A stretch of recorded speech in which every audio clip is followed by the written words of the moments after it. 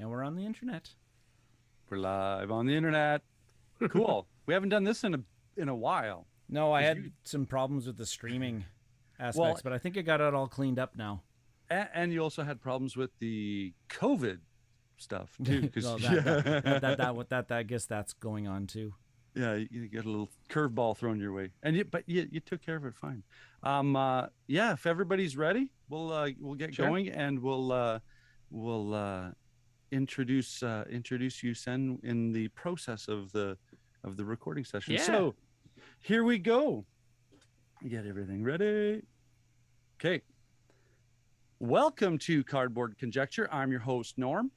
And I'm Ryan.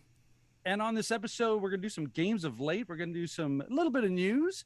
And Ryan, this is a special episode. What do we got going on? Yeah, we're bringing back the designer series with friend of the show, designer extraordinaire, podcast host, fellow podcast host. I love that. We got guest Shenfeng Lim coming with us. Welcome. Hey, thanks for having me on. Cool. And then we'll bump out and we'll come back in. And we're back. This is Cardboard Conjecture. We're going to go straight into some games of late. We're going to, throw some games around and talk about it. So, Ryan, why don't you start us off? Because, you don't talk about Marvel too much. I'm serious. Dude, like it is getting bad at this point because they release so much content for this game, and I just consume it all. Of course, it's Marvel Champions, designed by Fantasy Flight Games. And, of course, they just came out with, well, it just released in Canada not too long ago, the latest big box expansion called the Mad Titan Shadow for the game. So it's a brand new campaign. Of course, it's the Mad Titan. There's Thanos. Spoiler alert, Thanos is not the big bad of the campaign box. That was my first question. There you go. If you look on the back of the box, you'll figure it out who the big bad is. But yeah, so no, it's a really good expansion. It's introducing two new heroes, Adam Warlock and Monica Rambeau, also known as Spectrum. Yeah. And I was really excited because I love the mystic style things that they used to do in this game. Like Scarlet Witch was a really good character to play. Of course, Doctor Strange is my jam. I love that character and love deck building around him. So Adam Warlock came, and I thought I was going to really like him. But I actually like playing Spectrum better because she's got some really neat things going on. She's got like these different energy forms that she can turn into. What's her gig in the lore? Like, she's able to like phase shift or something like that? She can control and turn into all spectrums of light. Yeah. Okay. So it's a light thing. Okay. Yeah, because she's old Captain Marvel, or in between Captain Marvel, or she's formerly known as a bunch of things. Photon, right. Captain Marvel, Spectrum. Yeah, so she's got like her photon form, she's got her gamma form, and when she's in these different forms, radiant energy forms. That's right. When she's in these different forms in the game, they provide her different bonuses. So like her gamma form is like the one that like I stay in the most because that's like the damage dealing form and everything. That's her aggressive form, and she's got cards that if she's in the gamma form, she just does like buttloads and piles of damage type of thing. So it's been really good. The campaign is well paced. Like the very first scenario is Ebony Maw, and he's got all his like. He's got all this stuff flying at the heroes. Like he's got rubble and he's got cars and he's got all this stuff just automatic, just pounding the heroes left, right, and center. And you just got to try to manage that and defeat them. And then there's I think the first time ever, there's a tower defense. Like there's like a castle defense type of scenario against Proxima Midnight and Corvus Glaive. They're attacking the Avengers Tower, and you just got to beat them off and defend the Avengers Tower before they actually overcome it. Spoiler alert. And then there's like the Mad Titan himself, Thanos. He's got his Infinity Gauntlet, and there's an Infinity Stone deck that you every turn he gets a new Infinity Stone, like blasting you, all different kinds of things. And then I don't know if I should spoil it on the show who the other two villains. Okay. Yeah, go read the back of the box. Spoil it for yourself. Yeah, spoil it for yourselves. It's too new. It's too new. Really neat storyline. Really neat storyline that they did with it. I think it's the best storyline that they came up with for a campaign. Nice. Yeah, it sounds really cohesive. I like that. Now, my only thing is here, so this is the third campaign box that they've released for the game, and they've treated campaigns differently in each of the campaign boxes. Like the way that your characters build and grow in each campaign is completely different. Like in Red Skull, every other scenario, after you beat the scenario, it says, hey, take a look at these cards, pick one for your hero, and now you have it. In Galaxy's Most Wanted, there was a market, so you could earn victory points after a scenario, and you could spend your victory points to upgrade your hero, which I really liked. I liked that thing. My only downside on Galaxy's Most Wanted that it was very hard to earn experience points. And There's now no cheat codes, man. No cheat codes. And then this campaign, you actually have to do something like there's like a side scheme that might come out, and if you manage to solve or beat that side scheme in the midst of everything else that's going on, you'll get some sort of bonuses that you can carry forward into new scenarios. Cool. Or if like certain villains or certain enemies engaged with you and you beat them, they no longer will appear later on in the campaign because you already beat them up in an earlier scenario type of thing. Yeah. So they're continuing this trend that they do the campaigns differently every single time. Right on. So your date. Go ahead. Son. No. Go ahead. I was just gonna say, out of all three, you seem to like the middle one the best, where you get to point buy stuff. So I like the way that they did the campaign on that one the best. The story wasn't as engaging for me, right? But I like the way point buy. I like the point buying. Like, yeah, I earned some my experience points. I'm leveling up, and I can buy this really, really powerful upgrade to my hero or something like that. I do kind of like what they did with the Mad Titan Shadow. Now I kind of wish they can. Now in the next one, Fantasy Flight, if you're listening, if you can combine the best of both of those campaigns into the next one, you're gonna have, because the next one's a Spider-Man campaign. I believe it's like Miles Morales and Ghost Spider are like the heroes, and and it's the Sinister Six type of thing coming in. So right on. Let me level up Miles. I want to level up Miles for Miles. So you're saying that you'd like the side quests, but you earn points that you get to buy stuff with after. He wants the full meal deal. Nailed it. Yeah, that's exactly what I want. Because when you go do the side quest and you're like, oh, that's the card I get for that? Yeah. Like, you're maybe not so happy with that or whatever. Agency to the outcome. Yeah. Like, choice. Everybody, this one's already been spoiled. Everybody knows about this one. In the second scenario, the side scheme that comes out is the shawarma place. Yeah. Oh yeah. And so if you can protect the shawarma place, you get a shawarma card into your deck. And it provides you like mad resources because you eat your shawarma while you're beating up the bad guys, and now you got all this energy that you can spend. It's like the biggest ad for shawarma ever. It's awesome. It's amazing. It was amazing when I flipped that card over. I was like, yes, you guys are awesome. Yeah, that is great. Cool. So you're enjoying this? Awesome. I am thoroughly enjoying it. Ranking of the villains that you get in this campaign overall, I think this set of villains, is the best set of the three campaigns. Nice. I like the Galaxy's Most Wanted campaign mode the best, but I like the set of villains that you get in this one because they do quite a bit different. They feel different when you're playing them. All right. Right on. Well, as we mentioned at the top of the show, we have a special guest on this episode, and I'm gonna pitch it straight to Sen because you have something different, but still part of that whole storytelling genre of board games and such. So what do you got going on? Sure, and it's actually kind of linked to what Ryan was saying. I've been playing this a lot lately, which is Masks: A New Generation, which is an RPG done using the PBTA engine, the Powered by the Apocalypse engine, written by the one Mr. Brendan Conway, published by Magpie Games, who I write for the Avatar Legends series, which is also using Powered by the Apocalypse. And so I've been running a campaign for a bunch of people who like are not real role players. So, Okay. and I don't mean like fake role players versus real role players. I mean like people who just never role play before. Like Yeah. one of them is like, I've never done this before. I was like, okay, good. Let's play a game together, you know?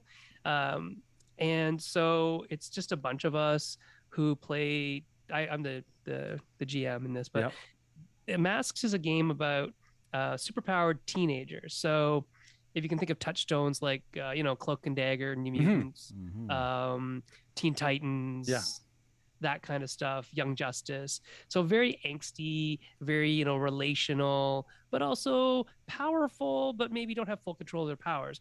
And that's what this game is all about. But my favorite part of the game is that there's no stats like you'd think of stats. So okay. Quick, Norm, what do you think some stats would be for superheroes? Strength would be an obvious one. Sure. Speed. Sure. Yeah. Agility. Yeah. Right. Yeah. But no, that's not the stats in this game. Let me tell you the stats. I'm just going to find the stats in this game for you. The stats in this game are danger. Yeah. Freak. Yeah. What else is there? There's I got to find the list. Where's the actual list? Oh, I'll just look at our character sheet here at the back. See, my teacher brain's going, titles don't mean anything. What do they do? But what are they connected to? No, they do totally mean things in this. Oh, okay. Yeah, I just got to find them for you so you understand. I have to go into a schema shift because I'm all D&D kind of mentality. Right, and that's the thing, right? That's why I like this game a lot. What grades do you teach? I teach high school. Right. Yeah, grades. From Ontario, we don't have grade 13, so 9. We 10, don't 11, either 12. anymore. We don't either anymore. No. Okay. Got rid of that a couple decades ago. that's how long I've been paying attention. Yeah, right. But like both of you teach teenagers, right? Yeah. So let me tell you how this game works in terms of the stats. Really aren't stats; they're actually called labels. And nice. I can't find a character sheet. Where's a good character sheet? This is cool because Brian and I at school have the board game club, and just before pandemic started, I started like an RPG kind of segment to it, and there was a good core group of kids, and then we went into pandemic, and then it just kind of went, okay, well, I hope that when we get back and are able to go full swing again, that I can get that RPG momentum to the group as well. Yeah, because they loved it. They were eating that. They were eating that club up. Well, and that's great. And I've got kids on bikes and kids on brooms just because of that whole age segment to have a relational kind of context to teens in space. Right?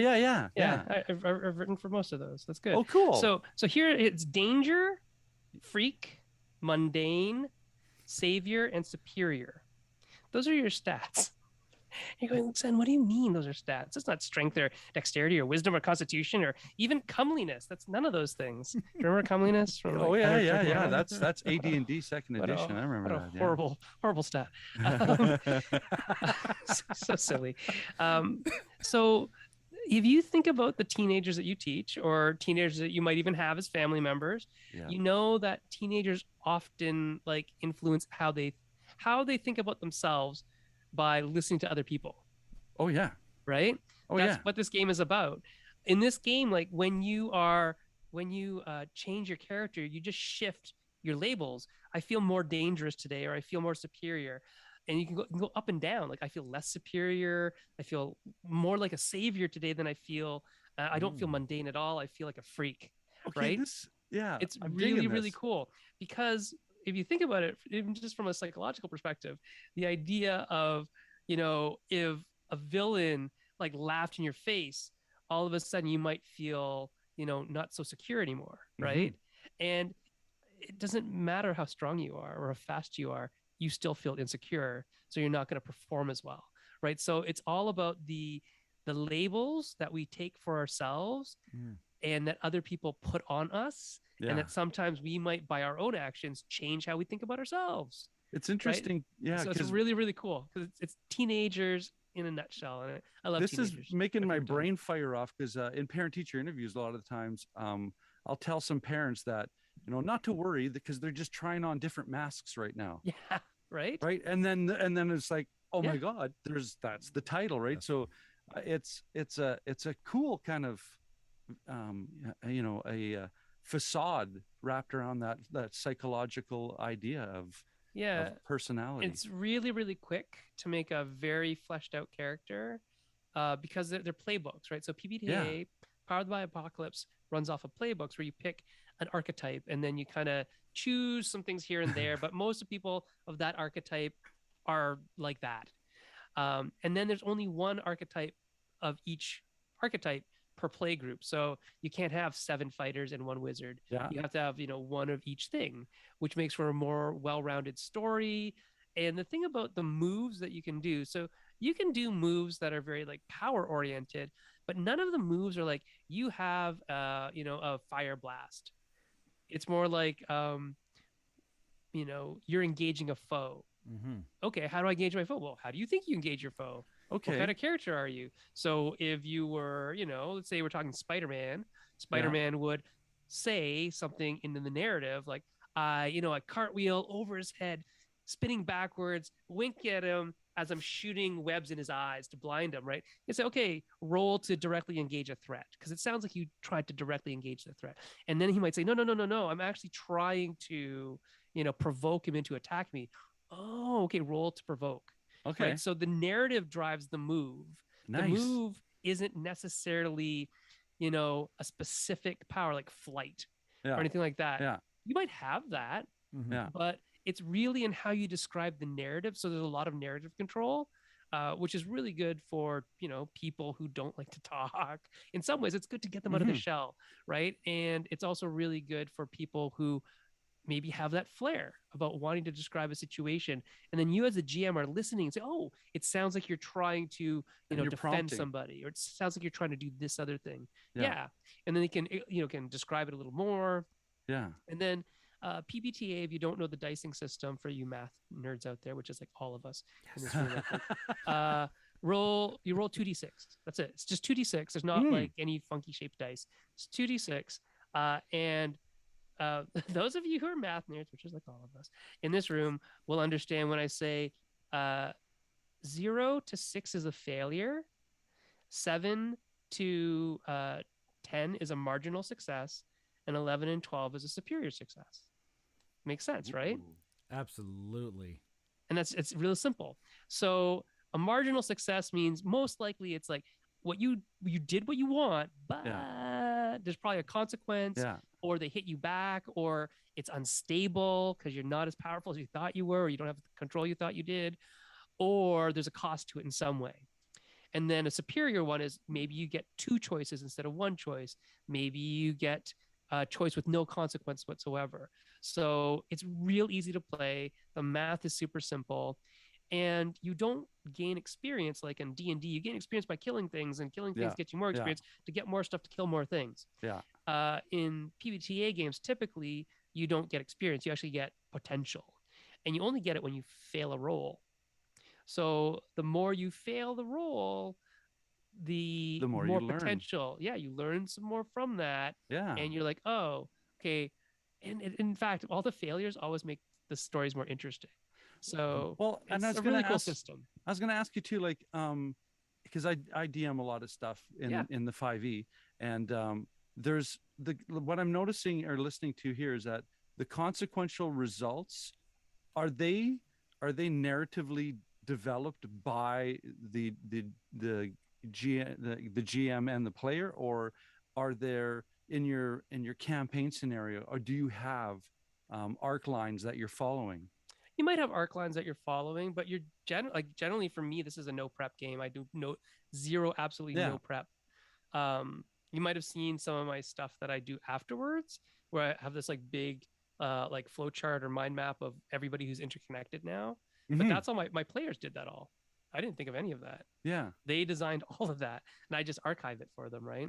But let's say, so here's an example of a move, directly engage a threat. When you directly engage a threat, however you decided to do that, like I fly through the air and hit him with a clothesline as I'm moving, And it's all right? narratively driven, Yeah. right? And it's Okay. you roll to roll plus danger, right? Because directly engaging a threat involves how dangerous you Yeah. think you are as a person, right? Because you've seen those cartoons or comics when there's a hero who's like super powerful but is very meek. Yeah. And so Yeah. they would probably, it doesn't matter how powerful they are, they're not going to engage a threat. Whereas those little feisty people who are like maybe not super powerful, but are fighters, like just mentality wise, You like, described half my family. So well, or like for those of you who are Canadian, like all of us, and who yeah. Yeah. may remember things like Alpha Flight, Oh, like, right? yeah. Like Puck. Puck would have a pretty decent high danger because he has almost like, we don't really know what Puck's powers are, to be honest. I'm sure somewhere in my collected Marvel universes, I do know what Puck's powers are. But when you just basically see Puck, Puck is like this little short guy dressed in black with a P on his chest, like a puck, like a hockey puck. And he does cartwheels and rolls around. He's kind of strong, but not really super strong or anything like that. But anyways, he will fight tooth and nail to protect Canada and what Canada stands for. Anyway, so if you roll 2d6 on this, and you roll 2d6 and then you add your stat, whether it's positive or negative, you add danger. Say you have say you're Puck and you have like a +2 danger. That's a really good danger. Then if you roll 10 or more, once you combine it all, you pick 2 from this list. If you rolled 7 or 9, you pick 1. And how to do this list is like, you resist or avoid their blows. You take something from them. You create an opportunity for your allies. You impress, surprise, or frighten the opposition. That's your list, right? And then if you don't take resist or avoid their blow, the next thing you're going to be doing is you take a powerful blow, because anytime you hit them, they hit you. Yeah. There's no initiative. There's no like tactical battle map. It's like all theater of mind. Yeah. But all those things mean different things. Like, take something from them. Okay, what do you take from them? Sometimes it's really physical. Like, I take the staff that they were just aiming at me. Sometimes it's like I take their pride.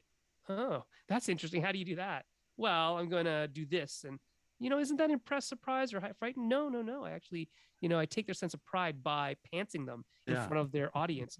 Oh, okay. This is very cool because as Ryan remembers, I used to teach drama and then moved over to French immersion. Perfect. So these are all improv prompts that are listed, where you're able to go, okay, we're going this direction, we're going this direction. How do you respond? How do you react? Right. And you as the GM can react to their prompts too, right? Yeah. Which is great.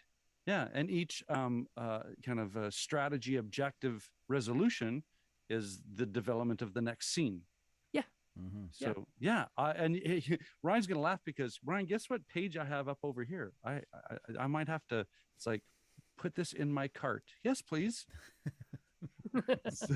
so I've got Masks and New Generation right in front of me, and there you go. You've sold me completely. Yeah, it's a great system. I adore it. Like, I really am very smitten by it. So yeah, it's easy to GM. You don't have, just like any role-playing game, you don't have to use all the stuff in the book. Yeah. But the book does a really good job. One of my favorite things about the book is the language that it teaches players and GMs to use by just giving descriptions, like by giving like examples of what players would say and how a GM would respond. Yeah. Because it's slightly turned on its head from like most regular GMing. So anyway, I'm loving that flip of perspective on how you can approach a character and approach abilities. Yeah. So it's more like Kids on Bikes than D&D, if you had to pick. Well, I like the fact that whenever we have guests on the show, we spend money. Yeah. It seems to be a trend lately. That's a thing. It's a thing. I'm going to quickly blurb on what I played because it was really cool and I want to play more. And that's War of Whispers. And I think the first time I caught wind of this was Shut Up and Sit Down, did a review on it. And I don't know if it's the games that they pick work for me, or is it the fact that they package something up so well that I just buy it regardless. Oh, Shut Up and Sit Down? Yeah.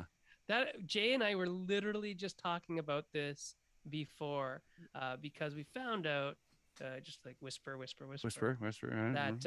that Quinn's has played Mind Management and enjoyed it. Nice. So we're like, please give us feature. A little airtime. Well, so the thing is that they they are probably. I mean, I'm gonna go on a limb here, as I am a limb, Yeah. and say that they are 100% the most influential reviewers out there. I think, Mm. like their word sells games, and I think it's because they are, they give their opinion very clearly.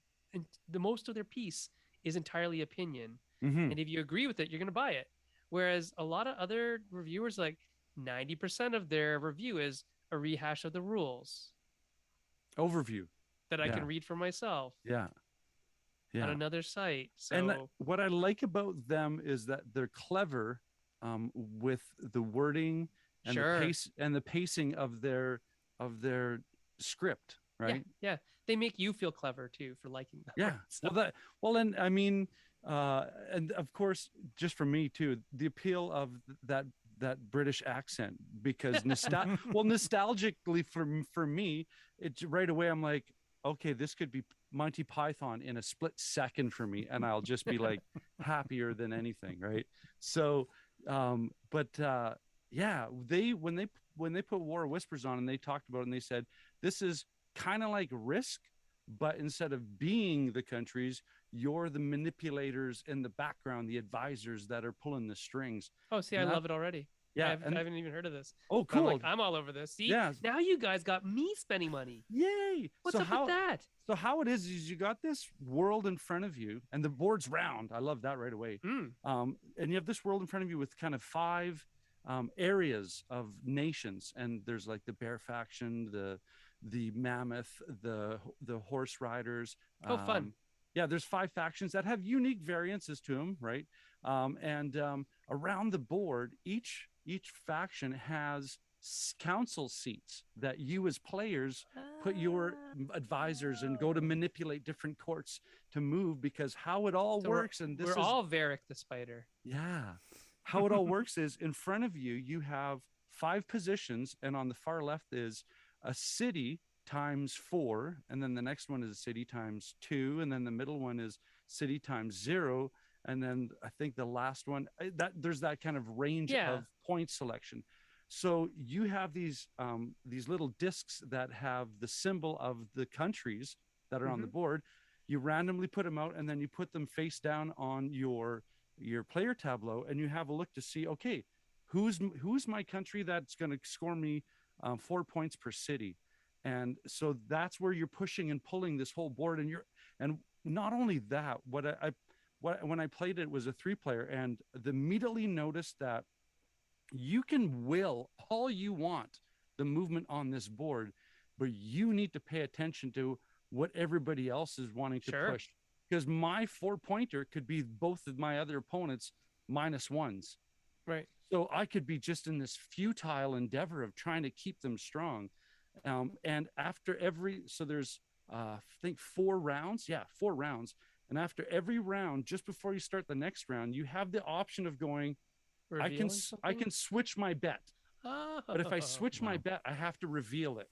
Right, that makes sense. Right. I can see the design in my head. So yeah, good. right. So and then there's cards in this whole thing as well, because the cards, those are those rule breakers where it's like, right. Oh, you know what? Any empty thing in this country, I'm going to put a banner, which is an army. Right. And man, I was just thinking for days after this game. Who's the publisher and the designer? This is, I've got it right in front of me here. This is, come on, internet speed. This is designed by Jeremy Stoltzfus, and it's published by Starling Games. Oh, okay, cool. And they've had to do a second edition already because the first one just sold out. So yeah, I was talking about this one a while, Ryan, where it's like, yeah, we got to try this one because it's not a take that. It's a don't watch what I'm doing because I'm just going to watch the left hand because so you don't see what the right hand's doing. Exactly. So it's obfuscation, the game. Yeah, you've talked about this one quite a while. We just never had it line up where we could play it. And this one seems like it would benefit at like having the max number of players.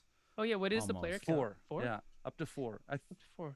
I think maybe there's an expansion or talk of expansion, but more than 4, I could see it just being chaotic. Like too much to track. ADHD. Oh Yeah. Yeah. and that's saying coming from me, right? Too many cooks in the kitchen. Yeah, but I really enjoyed this. I can't wait to play it again. So I Yeah, hope. sounds fascinating. Yeah, cool. I love We'll it. bump out of that, and let's come in back for the big interview section. So I will bring us back in, and then Ryan, I'll pitch it to you to reintroduce, and then I can guide us through this whole process. Take it away, Norm. All right, coming back in. And we're back. This is Cardboard Conjecture. We're going straight into one of my favorite topics is the Designers series. And Ryan, why don't you reintroduce our guest? Sure. So if you're just joining in on the podcast right at this moment, and you haven't listened to everything else beforehand, we have a special guest, Sen-Foong Lim, friend of the show. He's been on the show a few times before, I think this is your third time. I think that might be number 3 because last time we had him on, we were talking the Coded Chronicles game series, which, by the way, A-OK in my book. I'm loving them. Thank you. We really enjoyed the Scooby-Doo one. That was fantastic. We haven't had a chance to play The Shining yet, but I want to get my hands on the Goonies. Oh yeah, that one looks fantastic. Yeah, that one is good. Okay, so the way I like to do this structure, I'm a big fan of James Lipton from how he goes, let's go back to your childhood because that is an influence on what's it totally is. It is, and that's why I like peanut butter, right? What is it? Grilled cheese and tomato soup, watching the Flintstones. So early influences. Let's start off. Where did you grow up?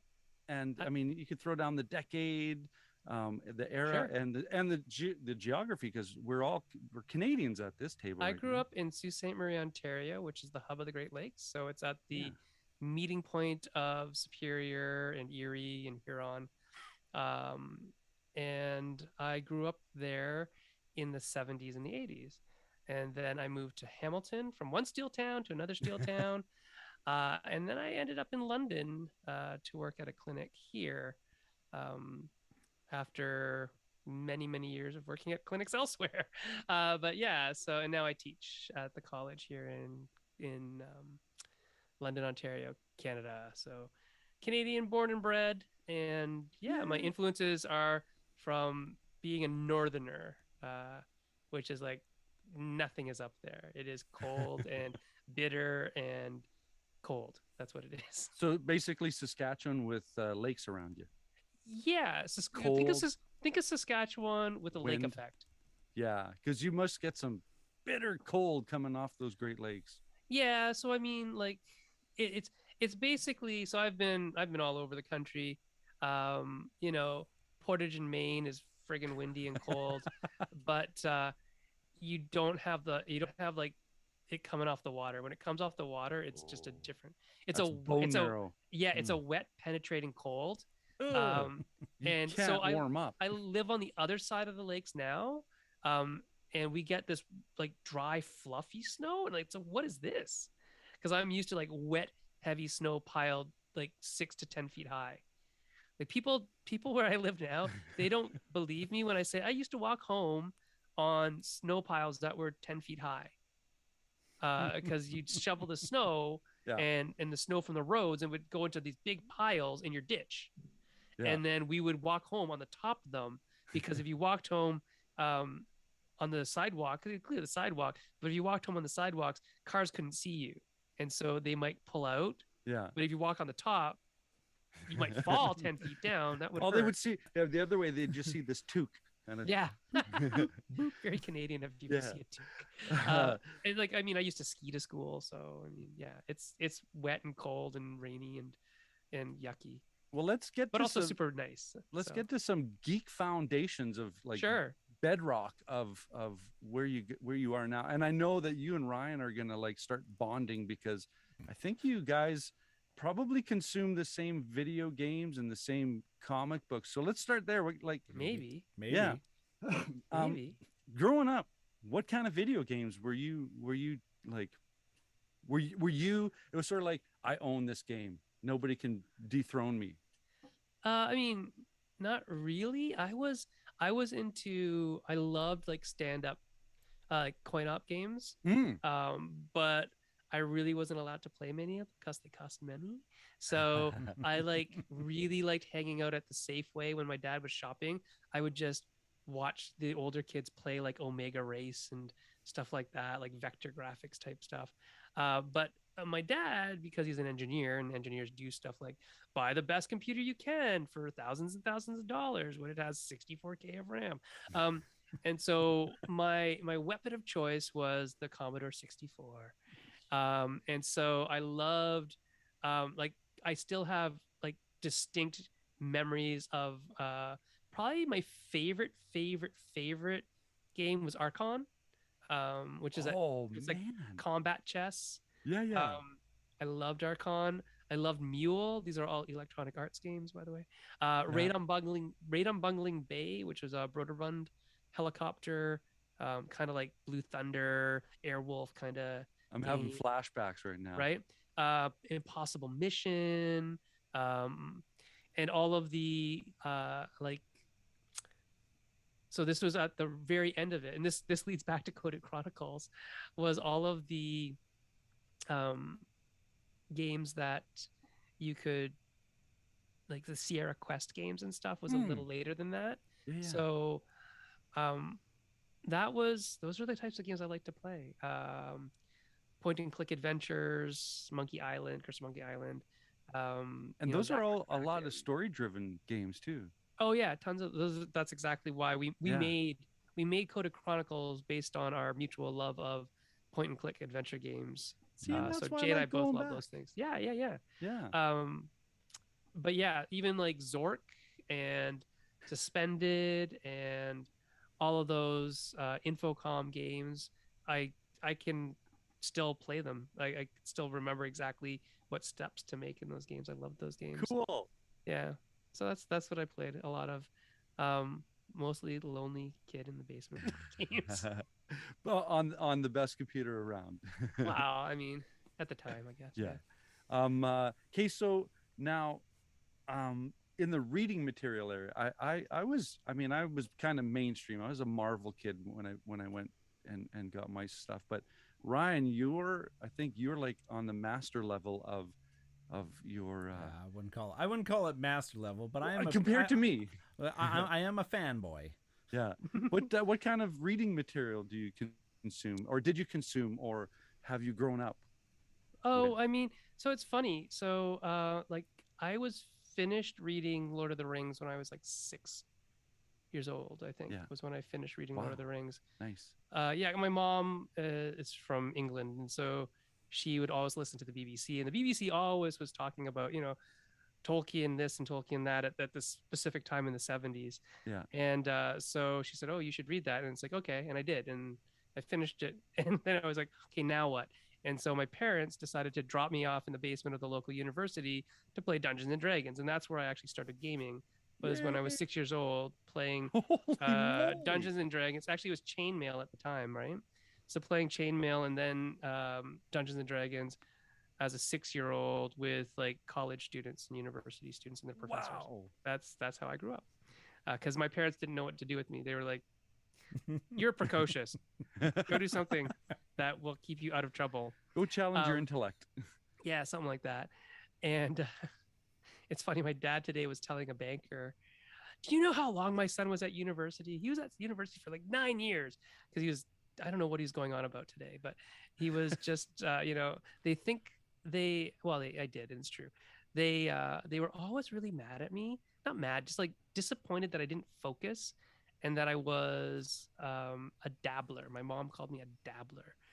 And they took me to a psychologist when I was a kid. Funny because I teach psychology now.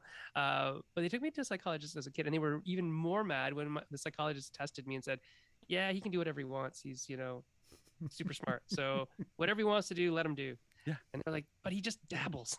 He doesn't focus on anything." It doesn't finish because he's figured Well, it out in his head. that's it too. I never used to finish things until I partnered up with Jay, and this will become a very relevant thing later in terms of I finished everything in my head exactly, and it was my gifted teacher, Mrs. Sarter, who I love to death. So much so that I dated her daughter. I don't know. That was a weird thing. But Mrs. Starter told me in like grade 4 or 5 or something like that, you know why you never finish anything? And then she went on to explain that Yeah. whole thing. Like, you never finish anything because of this. And what do you think about that? And I was like, I don't know. And then it wasn't until I met Jay. And then many years after meeting Jay, we said, let's make games. And he's like, well, we got to actually make it. I said, really? Can't I just think about it? And so he was the one to really get it out of my head, which was perfect because without him, I wouldn't actually do this. Right. Yeah. I need to co-design because I'm too cerebral. Like I'm too like up in Mhm. my head. Oh, but getting back to reading material. So here's the story of my comic books. Um, my it sounds stereotypical, I know, but my aunt and uncle owned a grocery store, like a corner store, Yeah. which is a very Chinese thing to do, a very Asian thing to do. But what they did was they kept one of every comic book for my cousins Nice. since like 1960 something. Whoa. So their entire garage um, was full of comic books. I'm not talking like on the wall. I'm talking stacked flat. Yeah. So anything from like the that era, I've read, like held in my hands and read. Um, like I think I still have like Hulk 181 and stuff like that from the early 80s, and I have a lot of comics from that era still. But they kept one of everything because why not? Yeah. They ordered like 20 of everything, so whatever didn't sell, they kept one of. Whatever sold, they still kept one of because Mhm. the boys really wanted. So I would go over to my aunt's house and uncle's house and read comics all the time. And then when I left their house, I would take a whole bag with me and I just return it. It was like a library for me. Yeah. Yeah. And so I've read probably everything because I don't think they got Marvel. I have all that Marvel stuff from later days, but um, they had a lot of DC. Like that, I think that's all they ordered was DC at the time. And so, like, if you've ever seen the covers of like the Justice League and then Yeah. the Yeah. League of Villains playing sports against each other. Have you ever seen those kinds of covers? Yep, I yep. had. The I had all of one-offs. those. Yeah. They're hilarious. So I have like giant size omnibuses of things because they're like weird, like they're like 3 feet tall and Oh, the 2 oversized feet stuff. wide. Yeah. Yeah, I Yeah. have a bunch of that stuff, both Marvel and DC. But I mean, and none of it's in great condition. A lot of it is like written in, or some kids have done stuff with it. But the point is that like that's all I read as a Well, kid. well, And see, then I lived in the library. So I love libraries. I think I've read every single like Tom Swift, and Hardy Boys, anything that was an anthology series I loved. Anything that was a series I loved. I just loved continuation of character. this Yeah. is what I'm putting together from listening to this is you've pretty much seen and read every storyline and story splinter and character splinter and because of the amount of stories that you've consumed, you pretty much got like a mind map of any which way that you can navigate a narrative. Yeah, and it's pretty funny because if you bring up things like Scooby Doo, Warner Brothers asked us actually when they read my writing, they're like, "Oh, which episode was this from?" Right? Because it was like it's not from any episode. I just No. wrote it out of my head Yeah. because I've literally watched every single thing of Scooby Doo ever. So If it's got Scooby Doo in it, I've yeah. watched it. So you And just if it's like fell into it. a comic of it, Yeah. I've probably read it. I don't necessarily. I have read a lot of like the kid stuff, but if it's an adult comic like the Scooby Doo one that was the Scooby Doo Apocalypse was great. I read that. That was wonderful. It was super fun. But yeah, like I've literally consumed every single iota of Scooby Doo media that can be consumed. If it's video, 100% I've done it. Mhm. If it's written, that's a little harder to get my hands on all of it, but I have read a lot of Scooby Doo comics and Now, when you're books and reading, things. how are Yeah. you processing this? Are you processing this from a point of view of I'm going to enjoy the story, or are you processing it from a point of view of this is how they're building the story? Both. So I I do screenwriting and I'm working on comics and things Yeah. like that. You know, it's nothing special or great at this time, but it is something that I hope to do. I think I probably wanted to be a writer more than I wanted to be a game designer. But it's intrinsically motivated. Yeah. Yeah. Oh yeah, Yeah. yeah, yeah. And Yeah. it's even more so because all I do is I set a goal. I set a word goal. I have a program. My writing program actually every day says, "Hey, write 500 words," and I do because it told me to. And so something gets out, and like so that's what a lot of people don't understand. Like a lot of people say, "How do you do so much?" A computer told me to, right? And that's Simple. paranoia for you if you've ever played paranoia. I'm friends with the computer. The computer told me to, so I'm going to do it. Otherwise, I'm going to get disintegrated, and then my clone will come out. Yes, Hal. Yeah, exactly. So, and I'm a firm believer of just getting stuff out now, so much more than I was when I was a kid, when I'd hold it all up in here. It is funny, even today in the classroom, because kids are into final projects and doing research, and I told them, they're like, I could seem frustrated. I said, don't edit, just put it on the paper. Yeah. Edit later. Just Edit let later. it flow. Edit later. And because it's French immersion, a Yeah. lot of them were like, because they thought, oh, I have to write my notes in French. And went, if you're consuming the media, like your research in English, write the notes in English and translate it later. Get that flow going and do the fine tune after, like rough cut. Get some rough cuts done and then finish it later. Perfect. Yeah. Editing is such an art form too that if you're trying to learn how to edit while you're trying to learn how to write, you're probably going to fail at both, Yeah, unfortunately. So yeah, I'm a firm believer in just now getting my writing out instead of leaving it up here. And yes, editing it later, like much later. Like I write to word count for most RPGs are done by word count, unfortunately. So it's like 2,000 words. Okay, here's 2,000 words, and then they give me notes back and say, okay, now I'm going to edit it. Like I might edit a first pass, just like a light edit. Yeah. But until you give me notes, I'm not going to spend my time actually editing that all the time because I know you're going to want changes. So you're not going to chase. Wait. You're not going to chase your tail for no reason. No. Yeah. No. Cool. I mean, I'll do like the first pass is like, does this make sense? Is the spelling correct and the grammar correct? Because it's for an audience who's not just me. And then I pass it on, and people give me notes, and then I put much more effort into editing it to their tastes and things like that. So. Yeah, like director's notes. Yeah, for sure. Yeah. So lots of comics, lots of like I lived in the library as a kid. I would bike to the library with a backpack full of books to drop off and pick a backpack full of books up.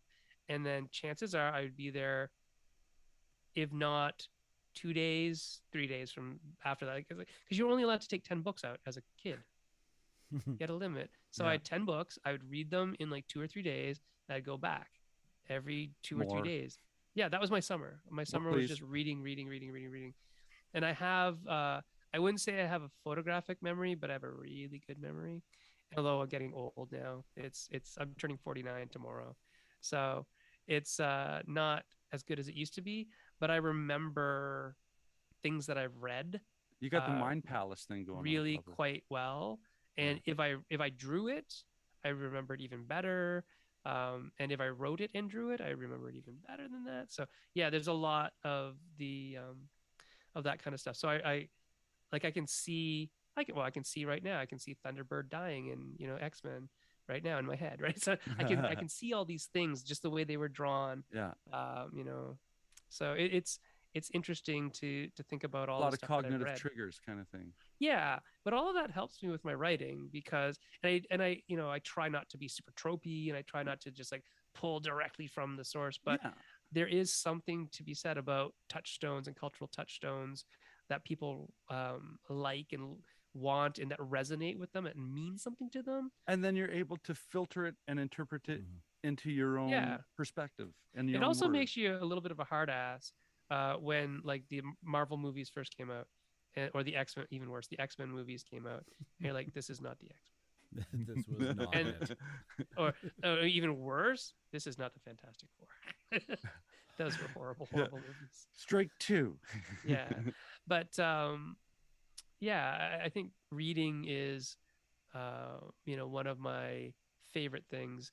I don't know if you were looking at my Twitter the other day, but I wrote something like, hey, if you were a ghost, where would you want to haunt? because my friend said that he'd want to haunt library, and I'm like, you are right. I would haunt a library too, guaranteed. I love libraries. It's like, pick that book, pick that book. Oh, I haven't read that one yet. Cool. We have mentioned that you got this duality in education and instruction, and you have been on the show when we had a little stint called Cardboard in the Classroom, prior to all of this chaos of our reality, Yeah. and so quickly, does one contribute to the other, or is there kind of an evaluative approach that you have in instructional design that brings into game design?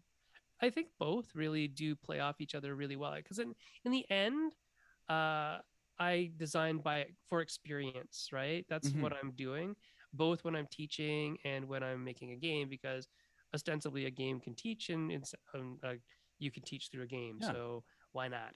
Yeah. Um, so yeah, I believe both are cultured, designed experiences in a box or in a classroom or in a setting or whatever, however you're delivering it. Yeah. They are specifically intentional, and they are experiences that are meant to be experienced in some specific way, but it's okay if people experience in slightly different ways.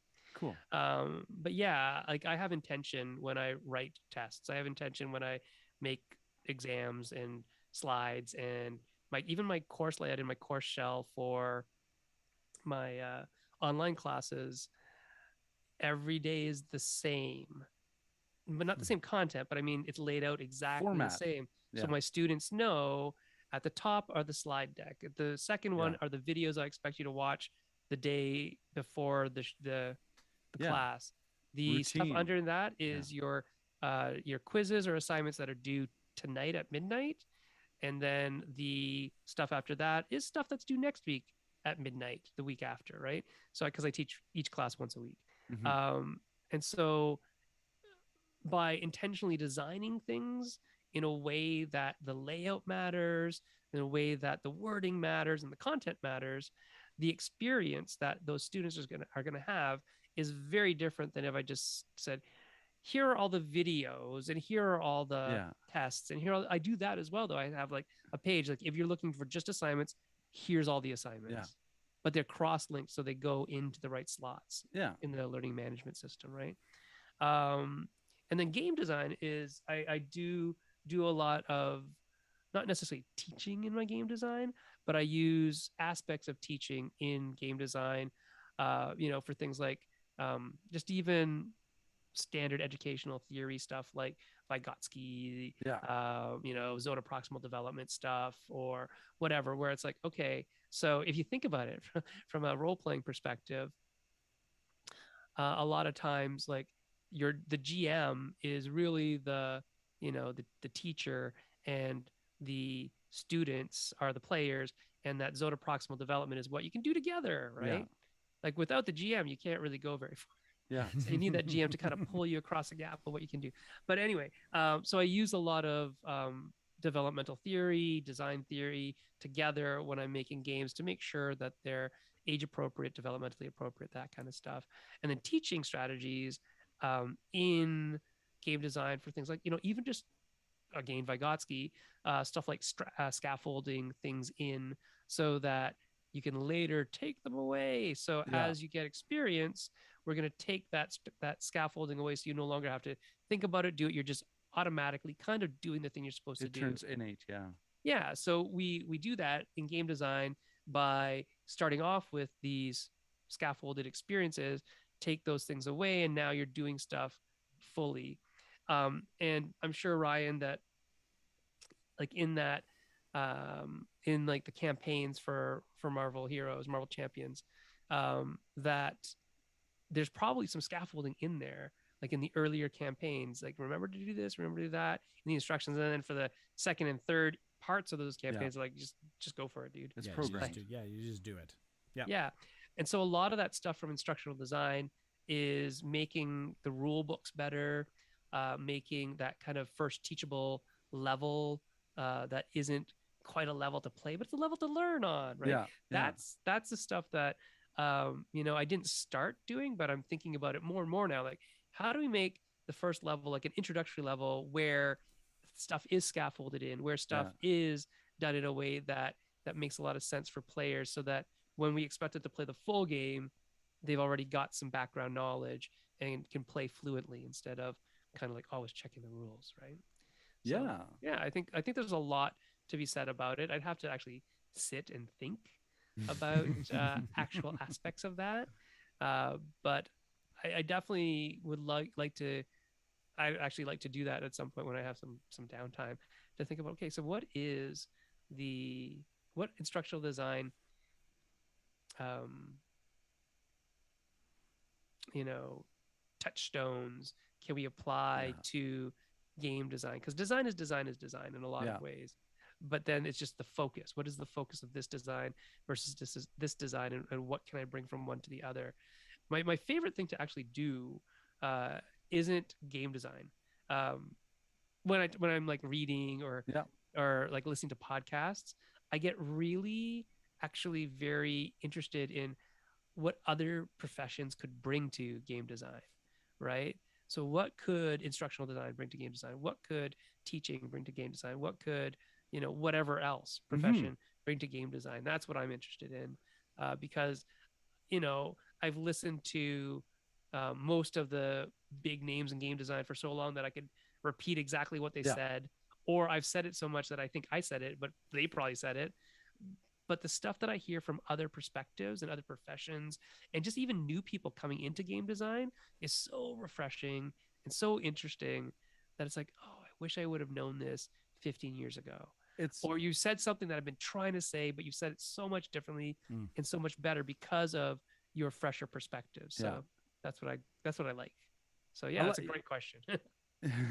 and that's just the joy of stepping out of your comfort area and appreciating something else that can influence, that have that eureka moment and go, oh, there's where I can cross into this, and this is where this can cross into Yeah. that. And not necessarily have to be part of, the direction that you're going, kind of thing. No, it really is like a growth mindset towards game design, right? Or towards Yeah. design at all. So what um can you learn from other people? let's quickly move down. I'm just looking at our clock, and let's talk about some of your, yeah, let's talk about some of your games. And Sure. um in like, at first we're going to go through the beginnings to the current, but um how about we start with what's going on now and just move backwards, because I think uh, um just from our talk, all the everything from the past has contributed to the growth of what's going on now. So let's talk about what's interesting and new now. And um, I'd like to I'd like to I'd like to bring our attention to, you had mentioned this already, mind management. Oh yeah. Yeah, give us a quick talk about off the page games that you and Jay, this initiative, and the first title coming out of Sure. this new publishing foray. Yeah. So it's really just Jay that's doing the publishing. So we I actually talked to him today. He was interviewing me for something that he's doing. Jay has an exit plan, and I'm part of the exit plan, but not part of that exit plan. So his exit plan from work is trying to figure out how to monetize game design in a different ways and whatnot, which is great. Um, but I like my job, so I'll stay in my job. But part of that is off the page games. And Jay said, so here's the big story. The big long story is this: Mind Management was with a publisher. Yeah. And then it was with another publisher because of stuff that happened with the first publisher. And then the second publisher folded before they published it. And Jay and I are like, damn, we don't want to have to pitch this again, because pitching a game is one thing, Yeah. but pitching it when it already has a license is another thing. Because it's like, oh, it does, do I have to pay the license fees and all that The kind of stuff? legalities. Yeah. Yeah, because there's a lot more stuff to worry about. And then one day Jay said, or actually Matt Kint, the artist and writer for Mind Management, the comic book, said, hey guys, I run Kickstarters by myself all the time, and I make like, $60,000 clear by doing all the work myself. And we're like, yeah, but we have other jobs. He goes, no, no, no, no, I'll help. I'll do all that stuff. And so Nice. Matt took a lot of it on. And so our partnership with Matt is very different than a regular partnership with a regular licensor. Like a regular licensor like Marvel is not going to do any work. Yeah. It's kind of a co-pro, right? I mean, I'm Yeah. taking my perspective from the theater world where Yeah. you bring in two entities together to produce something. Yeah. And so Jay was like, well, okay, and let's talk. So we talked together, and at the end of it, Jay's like, well, what if I just did this myself? And I said, well, what if you just did this yourself? Because I don't, this isn't something that I've ever wanted to do. I Yeah. don't want to necessarily be a publisher. Someday maybe I'll have like a little brand that does one game just because it's the only game I want to do. Yeah. That would be fine. But Jay has a vision towards moving towards publication, which is totally fine, given his, his situation at work, that he has been there for 25 years. He's like, yeah, maybe it's time to do something else. Yeah. Whereas for me, it's like, yeah, I've only really been at the college for 7 years full time and 5 years part time before that. So I've got some years in me before I think it's You time still to got go. things you want to do. Yeah. Sure, right? And so it's like, yeah, why don't you do this yourself? And obviously I'll help you because we're partners, but I don't need to have a stake Yeah. in this, like monetarily or decision making. He can be Like, on point. Yeah. yeah, well, that's the thing, and you can make these decisions without having to ask me. I'm happy if you do ask me. I'm more than happy to help you, but you don't have to ask me. And we've been talking lately about, what if Sen was a silent partner, and just provided money, right? And that would be fine too. It's like, yeah, I don't need to make any of the decisions, but if you need financial support to make this something, because the pandemic happened is really Yeah. why we're having this talk. It's like shipping costs are like 7 times as much as they used to be. We need to figure something out to make everything work. Anyway, long story short, is that Off the Page Games is Jay, and Jay had the vision to say it's only going to be with creator-owned comic books. Why? Because we like creator-owned comic Yeah. books. A lot of our favorite books as adults are creator-owned, and there's a lot less red tape. Like, you don't have to deal with Marvel's lawyers, which is a good thing. We just deal directly with the artist and the writer, with their agents, maybe, and it's turned out to be a really good relationship for what has happened so far. We've got Mind Management, which was a New York Times bestselling graphic novel from Matt Kint about psychic agents who are putting a stop to global domination from the company they used to work for. Yeah. So the agency they used to work for is trying to take over the world. And so this is our take on hidden movement. So one versus many hidden movement.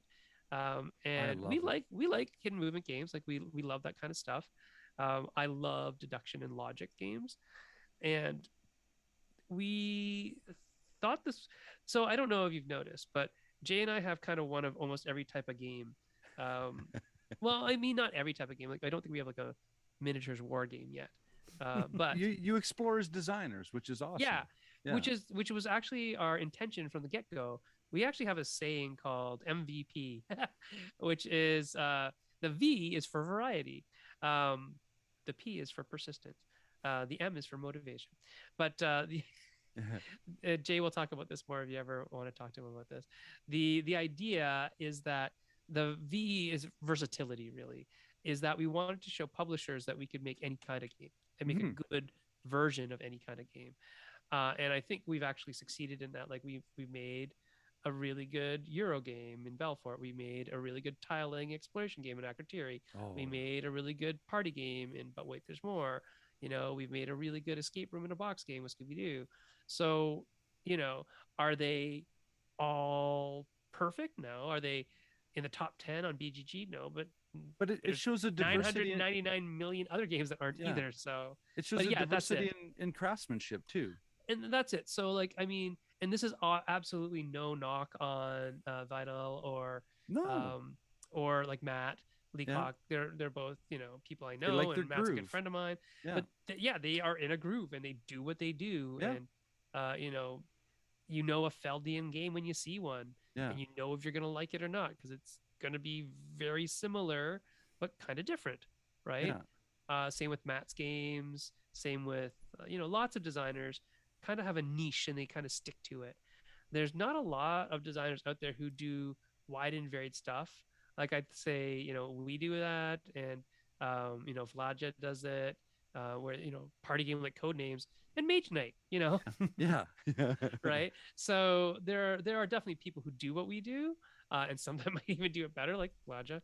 But the idea behind that for us was really, finding a niche in the industry where people would come to us and say, "So we see that you can do like any type of game. We have an idea, we have a license, but we Yeah. don't know how to execute it. What do you think you could do that?" Yes, we could. Oh, well, Right? and that's the brilliant thing is that you have the repertoire to go. Yeah. Look at our range. Yeah. That's it. Like we're like jack of all trades, masters of none, I guess. But that's not a bad thing. But that's When the most you're humble thing to say too, right? I yeah, mean, it's in just in like some you're of always working towards it. yeah, in this industry. So like when uh when the Scooby Doo project came up, when Crota Chronicles came up, that was literally just friends at the op who knew us, knew that we like Scooby Doo. That was part of it. But they also thought, oh, Sen and Jay, they can kind of design anything. Do you think they could do an escape room? Well, I don't know. Why don't you ask them? Okay, ask them. And they asked us, and we're like, yeah, we could do that. And we said, oh, I already do that in school. And Jay's like, oh, I've already done that for work. And it's like, oh, good. Okay, so pitch us an idea. And we pitched them this idea that wasn't exactly Coded Chronicles, but turned into Coded Chronicles, and it's probably better because it didn't Yeah. do what we did before or what we were gonna do. Um, but really, what separates Coded Chronicles from a lot of other escape room is that narrative, right? But also the IP. So it's IP. It's true to the IP, and it has like such strong narrative hooks that if you're into that kind of game, it's like your jam because it's like, Yeah. oh, and I get to read a story while I'm playing. And so many families have written us and said this was perfect for playing with my kids, and we read the book together and all that kind of stuff. So as a teacher, that makes me very happy. Oh, Ryan. So yeah. Ryan, you guys have played this. Yeah, Jen and I played it. We decided to do like, a couple evenings on a weekend type of thing. Yeah. And Regan is just starting to discover Scooby Doo, and Yay. so we're hoping because he's becoming my little gaming little buddy lately, and Little so, Padawan. yes, I am that dad that he's he's already a grade level ahead in math because he plays Pokemon so much, Right. and so he's because he's already got all the multiplication and additions and subtractions down. So Yeah. I'm hoping to Screw you, explore that. Piaget. Yeah, exactly. It's all about This card looks smaller. Yeah. It's all about Pokemon. You can teach Well, most yeah. of that elementary school math with Pokemon. You literally could. And I bet you do a good job of it Yeah. because people would be interested in it, right? Yeah. Now Partly he's that. getting into economics because he's like, why did you say this card? Why can't I play with this card? Well, son, that's $100 card. Why is it worth $100? Real Worth economics. $100. Yeah. Yeah. That card will buy you this many cards. Ooh, let's take care of this one then. Right. Yeah. Or let's just go get those cards instead because I want Yeah. more cards. Yeah. Dad. Sell it. I want $100 in my piggy bank. Okay. I'm looking at your 2022 lineup, and instead of bouncing through all of them, how about you grab one and give us a little bit, of an experiential epiphany, if there were any in these design moments, because So the Kingdom Rush that's coming out in 2022 is Elemental Uprising, and we're just finishing that right now. Level design is really difficult in any game, really. Level design is not an easy thing because you have to, again, you've done the mechanics, but now you have to apply the mechanics to a scenario or a setting, and it's got to feel good, and it's got to feel perhaps different than another scenario. Like you can't just repeat and rehash So every time you make a scenario, you're probably making new rules, Marvel Champions, right? As you know, from just playing Marvel Champions. So when you're talking about it, it's like, oh yeah, of course they're going to put a Thanos deck with that, and of course, each of the bosses is going to attack quite differently because humans by nature like novelty. It's not a bad thing. It's just that's what we like. Yeah. So yeah, so that's coming out, and we're currently plugging our way through the last 6 or 7 scenarios, and then we'll ship it to developers. And we're doing that in partnership with Lucky Duck in Poland, and they're developing like a side by side stream. So that should get done sooner than later. Hopefully, we'll be done by December, end of December probably. I think is we're aiming for that. Rat Queens, and that's with With Erica. Alara. Yeah, Rat Queens with Erica. Yeah. Kingdom Rush is with Alara Wright and Helena Hope, and so that's one of the hosts from Maple Syrup, and then Rat Yeah. Queens to the Slaughters with the other host of Maple Syrup, Erica. Buyuris and myself did that one, and Alara is the developer on that. So that's actually a whole Maple Syrup team thing, Cool. which is really cool. And Rat Queens is based on a great comic by fellow Canadian Curtis Weeb, who has unfortunately left us for Sweden. He works for, is he at Ubisoft in Sweden? He does the writing for Gears of War. Oh, wow. Yeah. And Rat Queens was probably one of his most critically acclaimed comics. He also did like Peter Panzerfaust and some other ones. But yeah, so currently he's working in video games. And Rat Queens has been one of my favorite things since its inception. It's just like punk rock, women warriors, and swearing and all sorts of stuff. It's great. Psychedelic and drugs and alcohol and wonderful stuff. A little subversive. And that was a kind of a reverse tower defense type thing, I guess. It was not reverse. It's kind of tower defensey, not as tower defensey as Kingdom Rush, but then using deck building and to develop your characters and boss battles and stuff like that. So it's pretty cool getting to play in those various worlds, Kingdom Rush being another IP from a video game and Rat Queens being from a comic book. And then the Goonies from a movie, right? So I luckily, I guess, get to play in lots and lots of sandboxes that different people own, which is fun, also difficult. Also, we get to make subtle changes to things. So the Goonies, Escape with One-Eyed Willie's Rich Stuff, is from, if you've watched the Goonies, it takes place from the time they go down through the grate. Mm-hmm. But then you're saying, well, what happened to Sloth and Chunk? Yeah. There's a whole other story there, my friend. Oh. Yeah. So And that's part of the Coded Chronicle series. Yeah. Yeah. So it'll have books and characters and puzzles galore and some great art from our friend Andy Jewett. So it's a really cool game. I would hazard to guess so Scooby holds a very, very special place in my heart, but Goonies is a really good game too. The Shining one, unfortunately, there were some production things that went on with that because it was right at COVID, right at the start of COVID, and so there's an error check in the game that didn't get printed, so it's a little bit wonky, which is unfortunate. So I'm not sure what's exactly going to happen with that game from now on, but considering it's not a bad fix. It's not a hard fix. It's just it kind of made some people sad that it didn't work quite well. It's a puzzle game, and you can't solve the puzzle, you get upset. Yeah. Right. So that's what happened there. Fair enough. Yeah. Let's see what else there is. Mind management. There you go. Yes. Which is I'm really happy with the reception it's got. I'm so over the moon when people like just tweet about it or something and say, look at the production quality of this. I've had, my friends from Critical Role have played it and they're like, this is amazing. And like the art direction's fabulous and all this kind of stuff. It's like, thank you. Yeah. It's wonderful. There's a lot of work that went into that, making it what it is, the product that it is. So Jay and Matt put countless hours into coming up with the box and the container for the boxes and the And the container for the coded container of the boxes. messaging and it's all Yeah. galore. Yeah. Well, that's just Matt being Matt.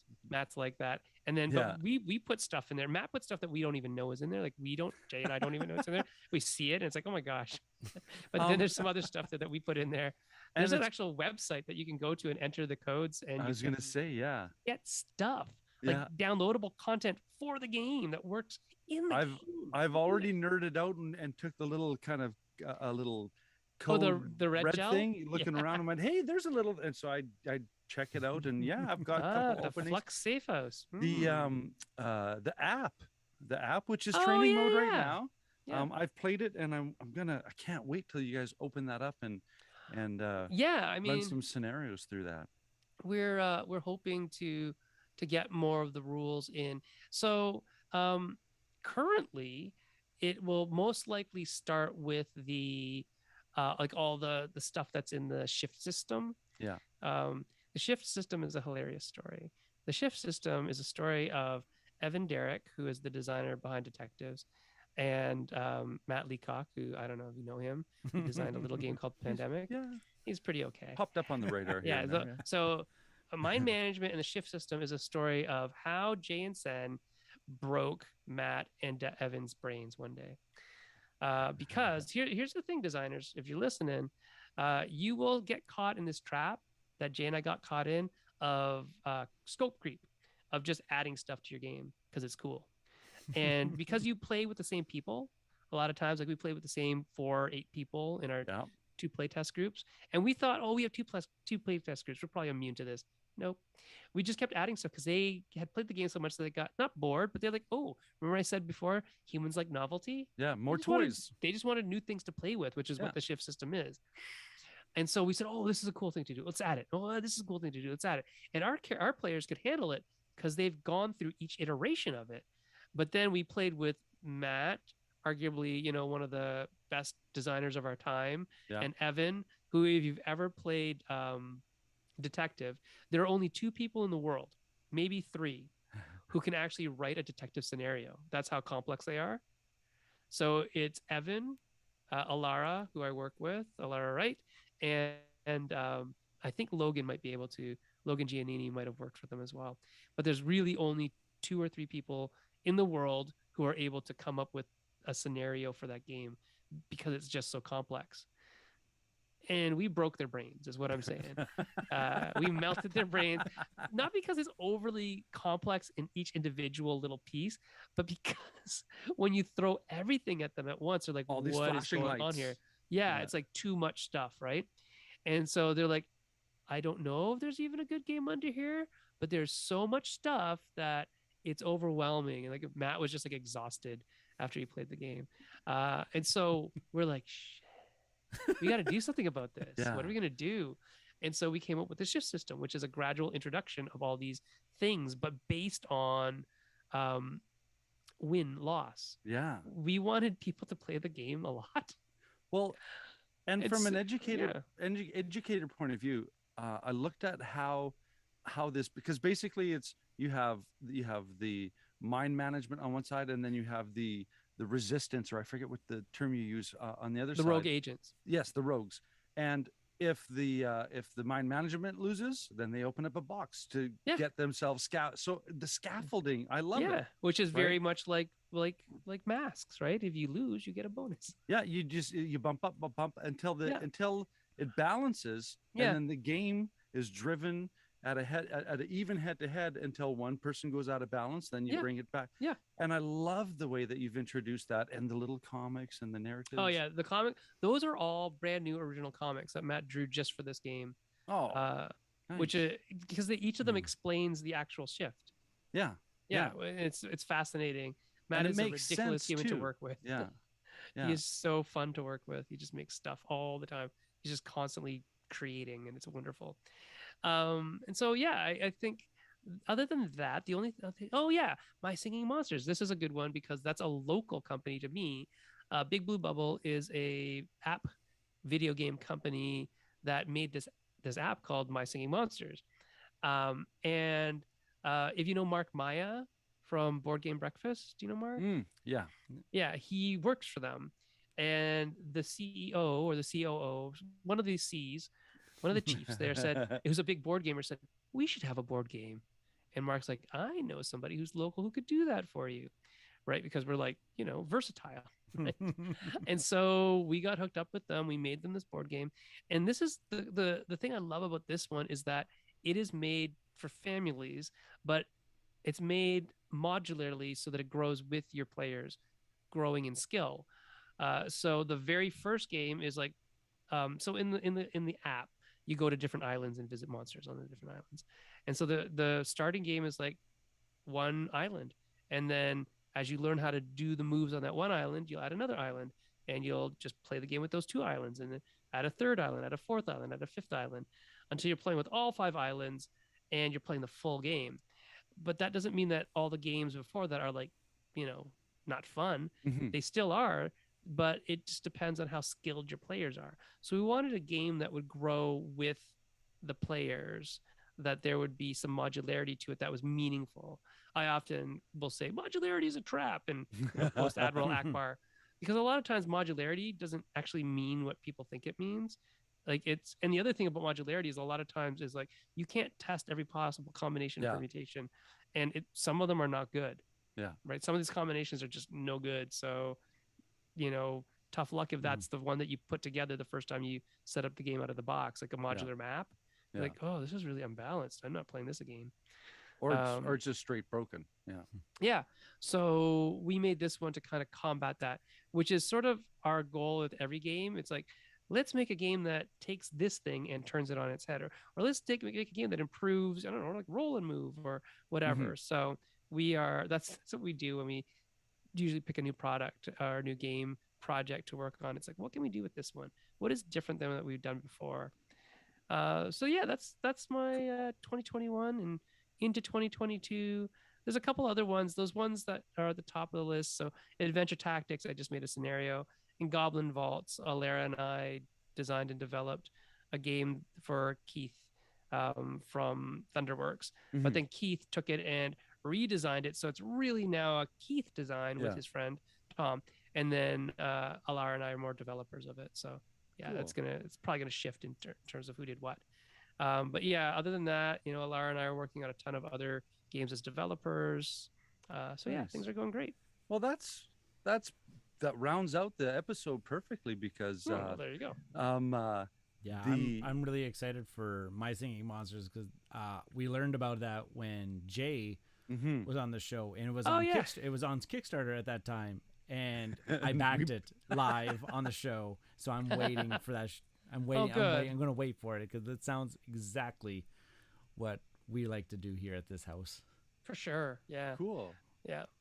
Well, just before you head out, why don't you let everybody know where they can find you and what other kind of media content that you're producing that they can tie into? Cool. So you can find me on Twitter at Senfong Lim. That's SENFOONGLIM. That's where I am, and I talk about stuff from games and social justice, and apparently my underwear. I talked about my underwear today on Twitter. Saw that one. And, I had it on backwards.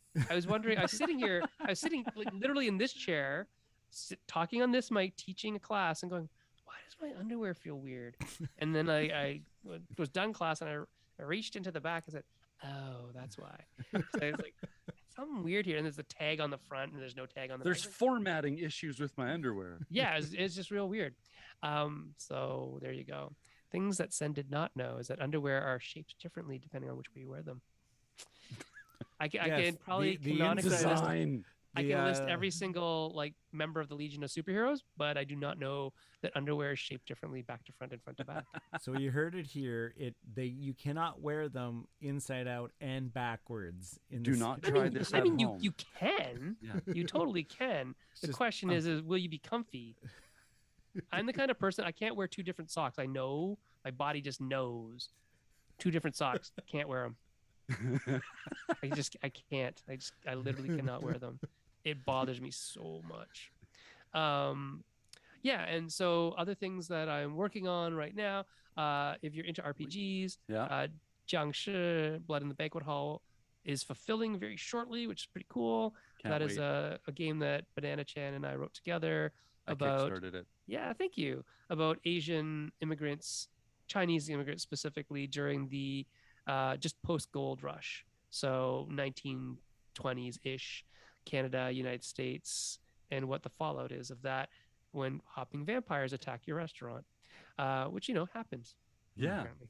Yeah. And then if you are interested in really out there kind of RPGs, we have one currently on Kickstarter called An Exquisite Corpse, That's Banana right. Chan and I, which is a drawing game. So it is a drawing RPG where you are basically co-creating with your fellow players the denizens of the surreal world in which you are solving crimes as psychic detectives. Wow. So if you ever remember from grade school when you folded a piece of paper into 3 parts, and then somebody drew the head and they folded it back, and then you drew the body and you folded it back and handed it to your friend who drew the legs.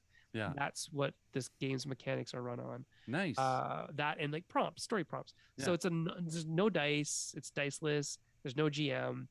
It's just a drawing and storytelling game about crimes and the psychic detectives who solve them. Nice. Cool. Yeah, so that's going on there. And then weekly, you can find me on the Maple Syrup Show with my co-hosts Erica Buyuris and Alara when she comes home from Northwest Territory. She is very far away right now, and then she'll be back in January, most likely. More like February when she finishes her contract, and then she'll be back, and then we'll be in the full swing of things with all 3 of us. And then you can find me also on Ludology as one of the co-hosts. I'm on there every now and then. We rotate on a really sporadic basis. So yeah, super fun. Excellent. Well, that's awesome. Mm-hmm. And that brings us to that appreciative part of the episode where I always like to thank everybody for sticking around and listening to us all the way to the end. Thank you so much, and thank you, Sen. No Yes, problem. Thank you again. And that being said, I'm your host, Norm. And I'm Ryan. And we'll catch you later. Yay, and we're out. Really cool. Awesome. Yeah, thanks. Yeah, that So was much stuff to talk about. I could have went on. There was a point where my wife opened the door and I'm like looking over the computer at her, and she's kind of like, "Can you said help we with were the kids going to watch Kim's Convenience tonight. Come on, Norm. Yeah. So I gave her this one 5 minutes, and I think that was like 20 minutes ago. Oh, see, here I saw that. I thought you were telling Shen 5 minutes. No, I was trying. Yeah, and the moment I did that, I'm like, "Oh no, I'm not trying to prompt anybody. I'm trying to talk over the camera." You Cool. do really have to shut me up because I do talk a lot. That's, I can lecture for like 6 hours in a day. So you're this is talking nothing. to 2 teachers here who could just I know. roll. Cool. Exactly. Ryan and I think are going to take a little intermission, and then we're going to come back and record our second episode of the evening. Sen, thank you so much. No problem. All right. Have a good night. We'll Take see you care, man. later. Awesome. Bye. Thank you. Take care. See you later. Bye.